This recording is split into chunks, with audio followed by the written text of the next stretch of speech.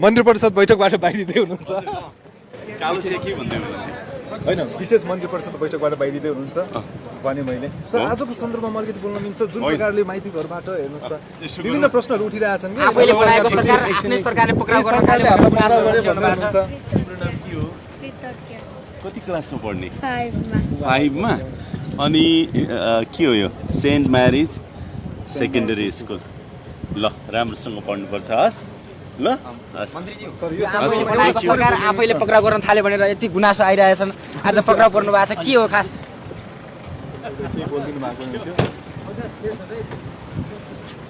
यो अनलाइन दर्ता र नवीकरणको होइन अनलाइन दर्ता र नवीकरणको सन्दर्भमा त्यो राजपत्रमा प्रकाशित हुनुपर्ने रहेछ कि राजपत्रमा प्रकाशित भएर फेरि त्यो नियमावली के संशोधन गरेर क्याबिनेटमा आउनुपर्ने रहेछ त्यसैले अर्को 1-2 दिन लाग्ने भयो राजपत्रमा आज सम्भवतः प्रकाशित भइसकेको छ अनि त्यो भइसके पछाडि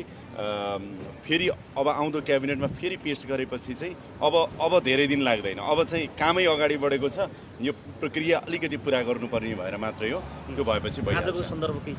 हस् हस् धन्यवाद आजको मैले भनिसकेँ है यहाँहरू सबैलाई धन्यवाद